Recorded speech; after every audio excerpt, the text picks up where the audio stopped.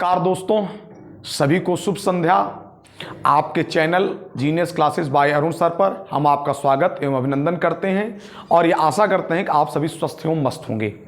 जैसा कि आप लोग थंबनेल के माध्यम से ये देख पा रहे होंगे कि आज हम लोग जो चर्चा करेंगे, चूंकि केवीएस की चर्चा तो करीब पिछले 4-5 दिन से लगातार चल ही रही है, लेकिन हम लोग पूरी तरह से कन्फर्म हो जाना चाहते थे। कुछ चीज़ें जो है क्या कहते हैं एकदम फेक न्यूज़ की तरह भी फैल गई थी, तो हम लोग कन्फर्म हो जाना चाहते थे, तब उसके बाद वीडियो के साथ सामने आना चाहते थे।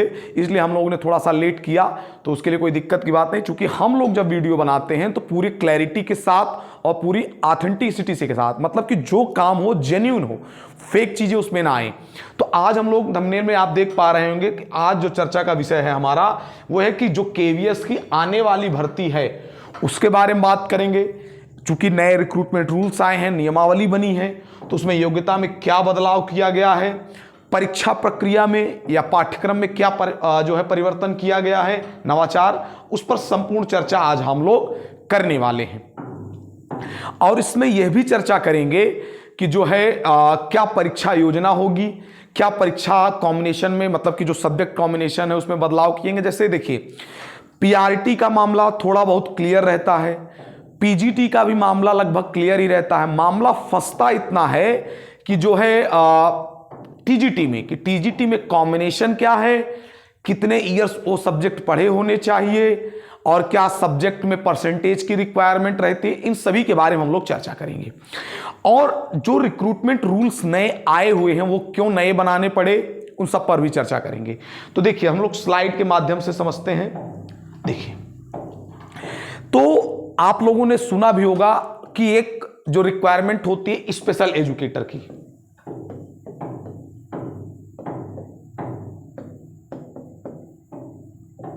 विशेष शिक्षक, मतलब कहने का मतलब यह हुआ कि वो बच्चे जो विशेष जो है योग्यता वाले होते हैं या फिर जो है जिनकी जो है क्या कहते हैं मांग अलग तरीके से होती है। कहने का मतलब हो सकता है जो दिव्यांग बच्चे हैं या फिर कुछ अन्य तरीके के उनमें जो है दिक्कतें हो सकती हैं, तो उन सभी को पढ़ाने के लिए विशेष शिक्षकों की नियुक्ति के लिए दिल्ली हाई कोर्ट और सुप्रीम कोर्ट के जो आदेश पारित हुए थे उनके अनुपालन में जो है सभी राज्यों को और जो केंद्र सरकार की जो स्वायत्त संस्थाएं थी, चाहे नवोदय विद्यालय हो गए, केंद्रीय विद्यालय हो गए, एकलव्य मॉडल स्कूल हो गए, सभी को जो है विशेष शिक्षकों की नियुक्ति करने के लिए आदेशित किया गया।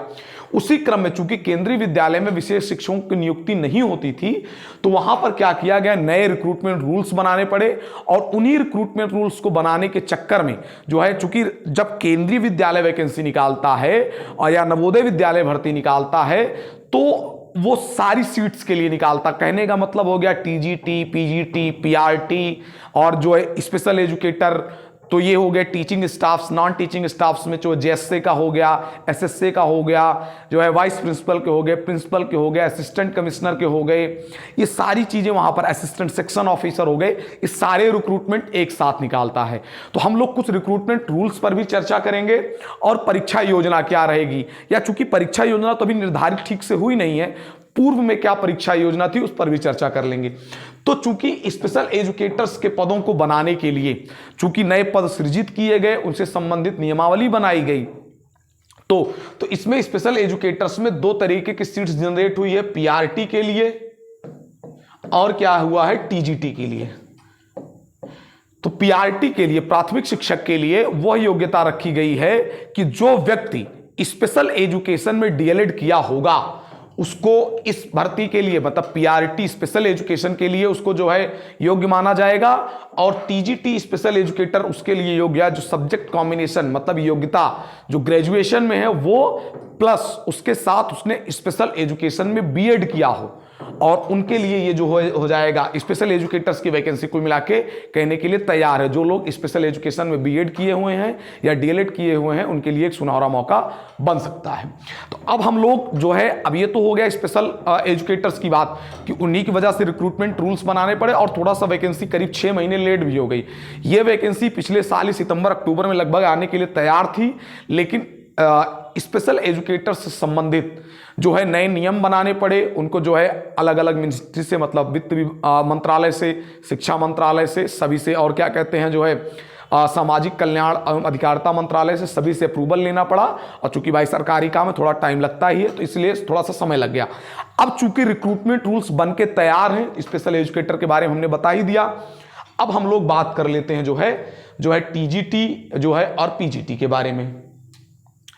देखिए सबसे पहले देखते हैं हम लोग, देखिए वाइस प्रिंसिपल हो गया, जो है ट्रेंड ग्रेजुएट टीचर और पोस्ट ग्रेजुएट। देखिए पोस्ट ग्रेजुएट टीचर के बारे में भी थोड़ा सा बात किया गया है। देखिए कुछ इसमें एक चीज नया संशोधन हुआ है पोस्ट ग्रेजुएट टीचर या पीजीटी के बारे में।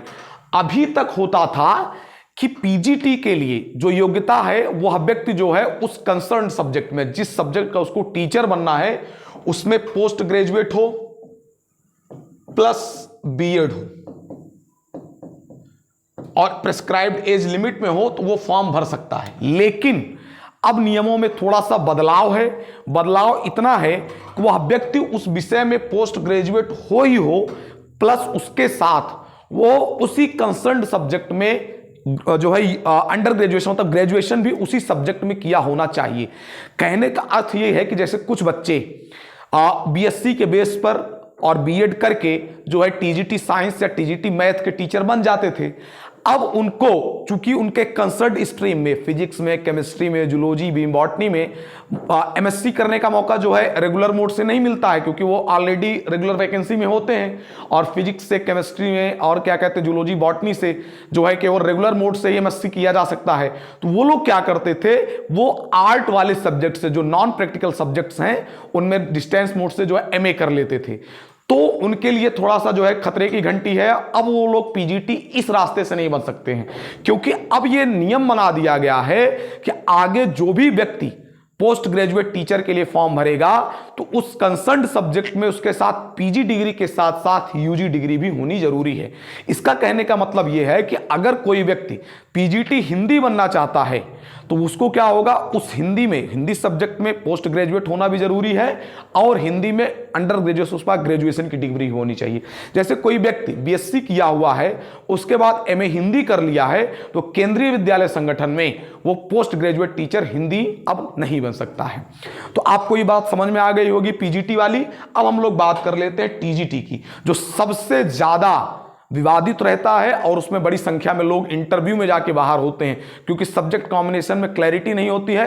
अब केंद्रीय विद्यालय संगठन ने पूरी तरह से क्लैरिटी कर दी। अब देखिए हम लोग चलते हैं, यहां पर देखिए पोस्ट ग्रेजुएट, देखिए the post of trained graduate teacher, language Hindi Sanskrit and English. Language वाले मामले में पूरी क्लैरिटी है, बहुत आसान है कि जो आपके लैंग्वेज वाले सब्जेक्ट के पार्ट में हिंदी, इंग्लिश और संस्कृत, उस कंसर्न्ड सब्जेक्ट को तीनों वर्षों में, जो ग्रेजुएशन के तीनों वर्ष होते हैं उनमें पढ़ा होना चाहिए। देखिए लिखा हुआ है, देखिए यहां पर bachelor honours degree from a recognised university with at least 50% mark in concern subject combined also in aggregate with BEd. और देखिए एटलीस्ट 50% मार्क्स, सारा कुछ लिखा हुआ है यहां पर। अब देखिए क्वालिफाइड इन सेंट्रल, देखो उसको क्या है, पूरे साल पढ़ा होना चाहिए। कहने का मतलब देखिए हम अगले साल चलते हैं। देखिए टीजीटी हिंदी के लिए studied Hindi as an elective main subject in at least 3 years, मतलब ग्रेजुएशन 3 साल का है तो हिंदी 3 साल पढ़े होने चाहिए। संस्कृत के टीजीटी संस्कृत बनना है तो टीजीटी संस्कृत के लिए संस्कृत का विषय 3 साल आपके लिए पढ़े होने चाहिए। या टीजीटी इंग्लिश पढ़ना है तो आपको पढ़ाना, मतलब वो टीचर बनना है तो इंग्लिश सब्जेक्ट भी आपको अपने ग्रेजुएशन के 3 साल या 6 सेमेस्टर पढ़े होने चाहिए।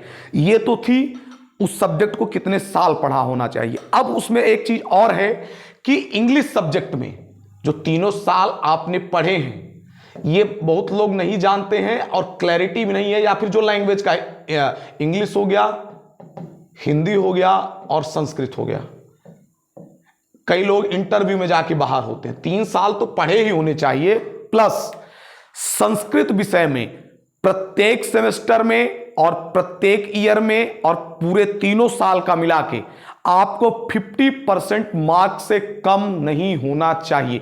मान लेते हैं कोई व्यक्ति, मैं एक उदाहरण के साथ चलता हूं, यहां पर देखिए, मान लीजिए किसी को टीजीटी संस्कृत बनना है, ध्यान रखिएगा।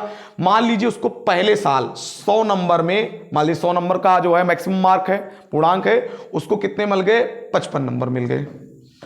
सेकेंड ईयर में उसको जो है क्या हुए 45 मार्क्स मिल गए, और थर्ड ईयर में उसको 100 में से कितने मिल गए भैया 60 मार्क्स मिल गए। ठीक, तो ऑल ओवर उसके पास कितने का पूर्णांक हुआ 300 का, और कितना टोटल में 160 नंबर। अब देखिए उसके पास 50% मार्क्स से ज्यादा है, तो लोग समझें कि वो टीजीटी संस्कृत के लिए एलिजिबल है, लेकिन आप टीजीटी संस्कृत के लिए एलिजिबल नहीं होंगे, क्योंकि सेकेंड ईयर में आपके पास 50% मार्क्स नहीं है। तो आपको कहने का मतलब यह है कि आपको प्रत्येक सेमेस्टर, प्रत्येक ईयर और कंबाइंड रूप से, आप मैं लैंग्वेज की बात कर रहा हूं जिसमें एक सब्जेक्ट की बात है, तो उस कंसर्ट सब्जेक्ट में प्रत्येक ईयर, प्रत्येक सेमेस्टर और कंबाइंड रूप से 50% मार्क्स से ज्यादा पाना जरूरी है। जैसे यहां पर मैंने उदाहरण दिया, पहले साल में उसको 100 में 55 मिले, दूसरे साल में 100 में 45 मिले, तीसरे साल में 100 में 60 मिले, टोटल उसको 160 मार्क्स तो मिले हैं, लेकिन वो 50% से ज्यादा ऑल ओवर होने के बाद भी वो टीचर नहीं बन सकता, क्योंकि उसको सेकेंड ईयर में 50% से कम मिले हैं। तो आप लोग विशेष ध्यान रखिएगा। आप लोग अपने रिस्क से पेपर दे सकते हैं, लेकिन 90% चांसेस आप इंटरव्यू में बाहर कर दिए जाएंगे, 100% ही मान के चलिए, क्योंकि बहुत लोग ऐसे तरह से इंटरव्यू में बाहर किए गए। तो ये तो बात आ गई आपके लैंग्वेज सब्जेक्ट की, हिंदी, संस्कृत और इंग्लिश की। अब बात कर लेते हैं जहां पर कॉम्बिनेशन ऑफ सब्जेक्ट की बात होती है, जो है देखिए combination of subject, trained graduate teacher, maths, science and English, क्या कहते हैं सोशल साइंस। यहां पर कई सारे सब्जेक्ट का कॉम्बिनेशन चाहिए होता है। तो अब सबसे पहले हम लोग बात कर लेते हैं, जो है देखिए, जो है यहां पर एसेंशियल दिया हुआ है कि मतलब आपको ग्रेजुएशन में 50% चाहिए, बीएड किया होना चाहिए, सीटेट का पेपर 2 क्लियर होना चाहिए, ये सब तो सब जानते हैं। सब्जेक्ट कॉम्बिनेशन क्या होगा, सब्जेक्ट कितने साल पढ़ा हुआ होना चाहिए, कितने % मार्क्स चाहिए, वो कठिन काम होता है। तो देखिए अगले पेज पर चलते हैं, देखिए जो 21, देखिए अब सबसे पहले हम बात कर लेते हैं टीजीटी मैथ पर। ठीक है, टीजीटी मैथ में आपको बीएससी में जो मैथ सब्जेक्ट है वो 3 साल पढ़ा होना चाहिए। मैं इसको क्लियरली बोल रहा हूं। जो व्यक्ति, जैसे यूपी साइड में या नॉर्थ इंडिया में लास्ट ईयर में 2 सब्जेक्ट रखा जाता है, 1 सब्जेक्ट छोड़ दिया जाता है, तो कोई बच्चा अगर बीएससी पीसीएम से कर रहा है और उसने फाइनल ईयर में मैथ्स छोड़ दिया, तो केंद्रीय विद्यालय में टीजीटी मैथ वो नहीं बन सकता है। उसको 3 साल मैथ्स पढ़ा होना चाहिए। अब देखिए फिजिक्स भी पढ़ा होना चाहिए, फिजिक्स कम से कम 1 साल या 2 सेमेस्टर। बात समझ में आ गई। और तीसरा है केमिस्ट्री, इलेक्ट्रॉनिक्स, कंप्यूटर साइंस और स्टैटिस्टिक्स में से वो भी कम से कम 1 साल या 2 सेमेस्टर पढ़ा होना चाहिए। तो मतलब यहां पर टीजीटी मैथ के लिए एलिजिबिलिटी क्या हो गई भैया, देखिए मैथ सब्जेक्ट 3 साल पढ़ा होना चाहिए, फिजिक्स सब्जेक्ट कम से कम 1 साल या 2 सेमेस्टर पढ़े होने चाहिए। उसके अलावा जो तीसरा सब्जेक्ट हो सकता है वो केमिस्ट्री, इलेक्ट्रॉनिक्स, सीएस और स्टैटिस्टिक्स, वो भी कम से कम उनमें से कोई एक, मतलब ये जो तीसरा वाला पॉइंट है केमिस्ट्री, इलेक्ट्रॉनिक्स, कंप्यूटर साइंस और स्टैटिस्टिक्स, इसमें से कोई एक सब्जेक्ट कम से कम 1 साल या 2 सेमेस्टर पढ़ा हुआ होना चाहिए। तो और ये तो हो गया क्या पढ़ना होना चाहिए। अब परसेंटेज की बात कर लेते हैं। मैथ्स हमने पढ़ा 3 साल, तो 3 सालों में प्रत्येक साल उसका 50% मार्क्स से ज्यादा होना चाहिए। मैं पिछले साल इंटरव्यू का बताता हूं, जो 2022-23 का था, एक लड़का था मैथ्स में, उसको फर्स्ट ईयर में से जो 100 में से जो है कितने मिले थे 67, सेकेंड ईयर में उसको कुछ गड़बड़ हो गया था 47, और थर्ड ईयर में उसको 100 में से 65 ऐसे करके था।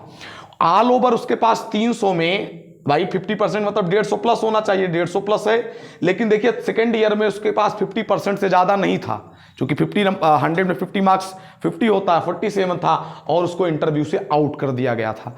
तो आप लोग ये विशेष ध्यान रखें, मैथ्स में हर एक ईयर में उसको वो क्या होना चाहिए, जो है तीनों मतलब हर एक ईयर 50% मार्क्स से ज्यादा होना चाहिए। उसी साथ फिजिक्स जितने साल, 1 साल 2 साल जो भी पढ़ी हुई है, कम से कम की बात है, जो फिजिक्स और केमिस्ट्री की बात है या अन्य सब्जेक्ट, कम से कम 1 साल, एटलीस्ट का मतलब होता है 1 साल। जितने ईयर, मतलब आप ऐसे समझिए कि जितनी बार उस सब्जेक्ट का पेपर दिए हैं आप सेमेस्टर में या ईयर में, आपको 50% मार्क्स से ज्यादा पाया होना जरूरी है। ये आपको विशेष ध्यान रहे, ठीक है ना। अब आ जाते हैं हम लोग जो है इसके बाद जो है टीजीटी साइंस पर।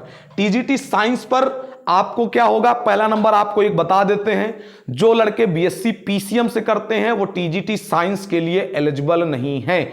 जो बच्चे जूलॉजी बॉटनी केमिस्ट्री वाली स्ट्रीम से पढ़ते हैं वही टीजीटी साइंस के लिए एलिजिबल हैं, ठीक ना। अब टीजीटी साइंस पर आ जाते हैं।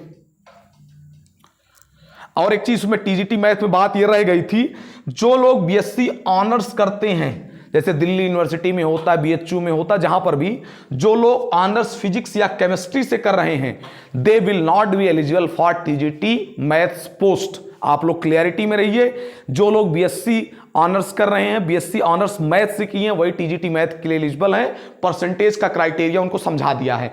अगर आपने बीएससी ऑनर्स फिजिक्स या केमिस्ट्री से किया है तो आप टीजीटी मैथ के लिए एलिजिबल नहीं है, और अगर टीजीटी और आपने बीएससी ऑनर्स फिजिक्स या केमिस्ट्री से किया है तो भी आप टीजीटी साइंस के लिए भी एलिजिबल नहीं है। कहने का अर्थ यह है कि जो व्यक्ति बीएससी ऑनर्स फिजिक्स या केमिस्ट्री से किया है उसके लिए केंद्रीय विद्यालय में टीजीटी बनने के रास्ते बिल्कुल बंद हो चुके हैं, ठीक।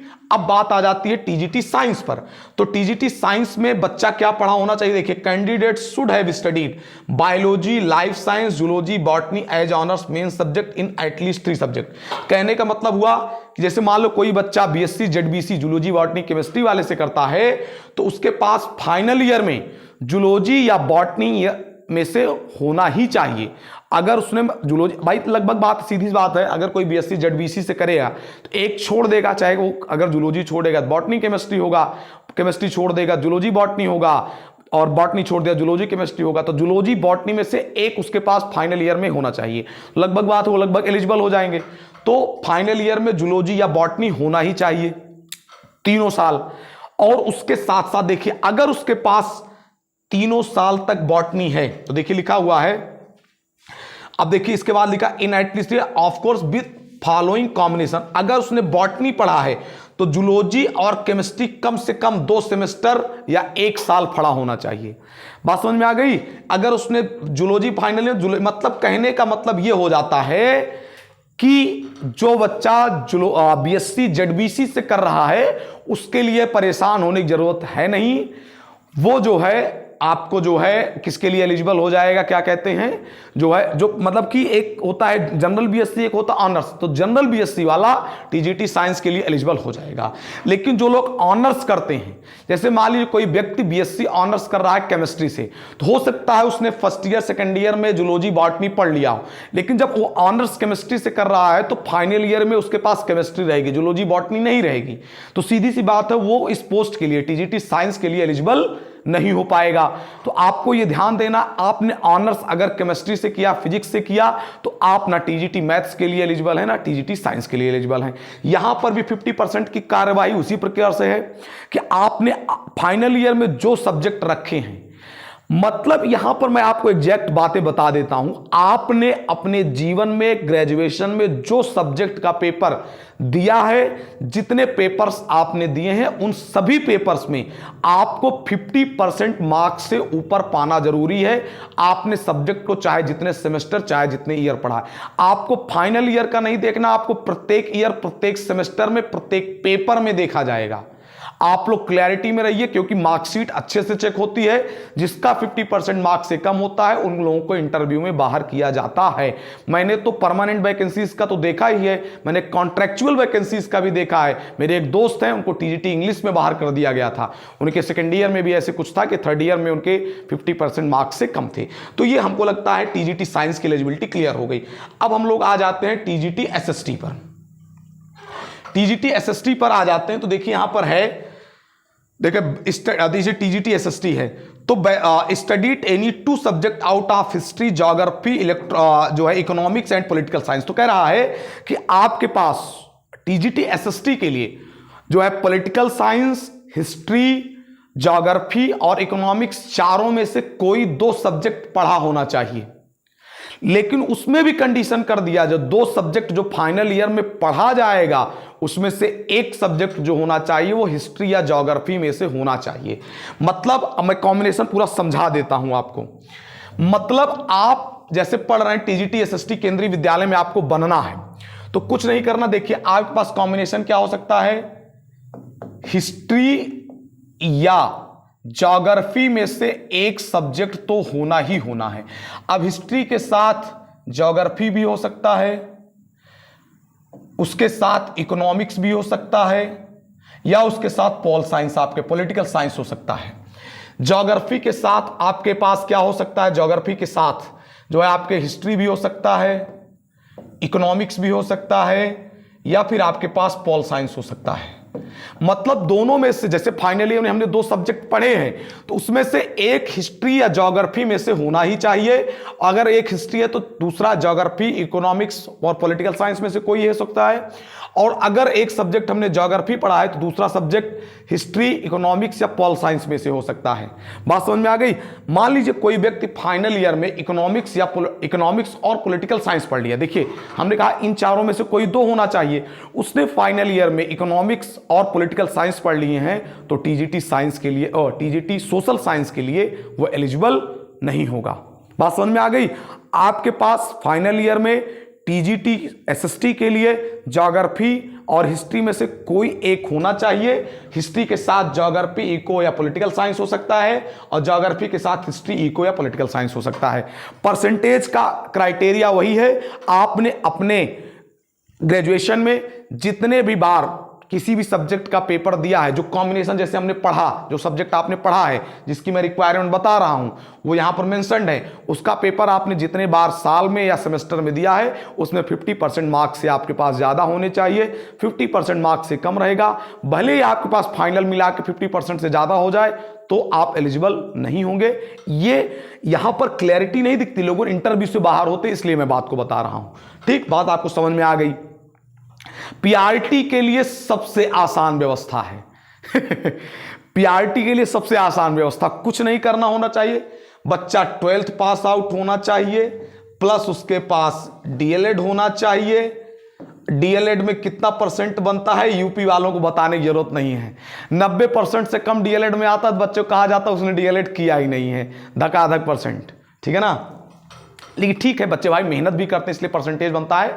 तो 12th प्लस डीएलएड होना चाहिए, और 50% मार्क 12th में भी होनी चाहिए, और 50% मार्क्स डीएलएड में भी होने चाहिए।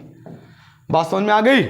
चलिए, तो पीआरटी क्लैरिटी है। पीआरटी में बच्चा 12th पास आउट होना चाहिए, प्लस डीएलएड किया हुआ होना चाहिए, प्लस सीटेट का पेपर 1, और जो है क्या कहते हैं जो है टीजीटी के लिए सीटेट का पेपर 2 प्लस जो सब्जेक्ट कॉम्बिनेशन बताए गए प्लस जो है बीएड हो जाएगा। अब बात कर लेते हैं हम लोग जो है परीक्षा पैटर्न पर। परीक्षा पैटर्न पे चूंकि अभी बहुत ज्यादा क्लैरिटी नहीं है कि 2 स्तरीय होगा, त्रिस्तरीय होगा। एक दिन फेक न्यूज फैल गई थी तो हम लोग फेक न्यूज जो है रोटेट नहीं करते हैं उसको, जो है जब तक क्लैरिटी, तो वो मामला सारा बिगड़ गया था।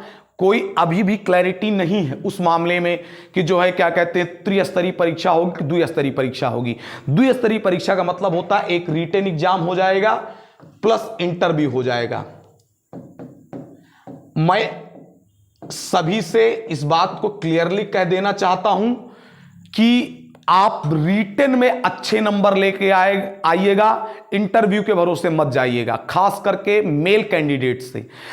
आप लोग ये ध्यान रखिएगा रिटन में जितने ज्यादा बेहतर नंबर आएंगे आपके सिलेक्ट होने के चांसेस बिल्कुल हाई हो जाएंगे।